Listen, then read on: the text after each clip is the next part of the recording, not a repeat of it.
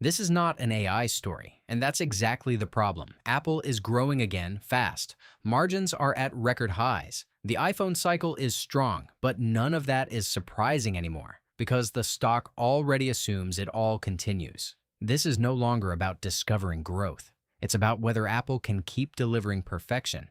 Apple just delivered a very strong quarter. Revenue grew 17% year over year to $111 billion, driven by a 22% jump in iPhone sales. At the same time, gross margins hit a record 49.3%, which is extremely high for a hardware company. What changed is simple. The iPhone is working again. The iPhone 17 cycle is the strongest in years, driven by a refresh cycle and strong demand in China. But here's the part most people miss. This growth is temporary. After this cycle, Apple is expected to fall back to mid-single-digit growth long-term. So yes, the business looks strong, but the trajectory is not accelerating, it's peaking. At around $271, the stock is basically at fair value. That means the market is already pricing in strong iPhone demand, high margins, continued ecosystem strength. There is no discount here, no margin of safety. For this price to make sense, Apple needs to sustain premium pricing, keep margins near record levels, and avoid any slowdown after this cycle.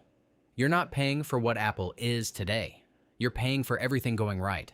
Apple is not trying to win AI. It's trying to integrate AI into its ecosystem. That's a big difference. Instead of building leading models, Apple is partnering and embedding AI into devices, software, and services. This is consistent with its strategy. Control the experience, not the infrastructure. It's logical. It fits Apple's DNA. But it also means Apple is not driving the next wave. It's adapting to it. And that matters for long-term growth. Apple dominates in ecosystem and user loyalty. That's its edge. But in AI, it's clearly behind companies like Microsoft and Alphabet, which are building core infrastructure and models. In hardware, Samsung competes on devices. In platforms and services, Google is a direct threat, especially with search and app ecosystems.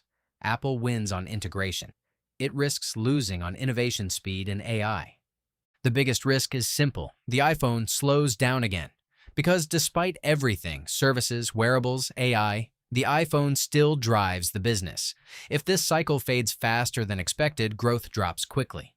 There's also geopolitical risk from China supply chain exposure, regulatory pressure on the App Store, and margin pressure from rising component costs. But the real risk is expectations. When a stock is priced for perfection, even good is not enough. For this to work, Apple needs to extend the cycle. That means iPhone demand stays strong longer than expected. Services keep growing double digits. AI features actually drive upgrades. If that happens, Apple can sustain higher growth than the market expects. But it's a narrow path. This is no longer a growth discovery. This is an execution bet. Apple is a world-class business with a powerful ecosystem, massive cash flow, and elite margins. But the stock reflects all of that. There's no discount, no second chance. This works if everything keeps working. If not, there's nowhere to hide. You're not buying innovation. You're buying consistency at scale. I'll break down the next one soon. Subscribe if you want to stay ahead.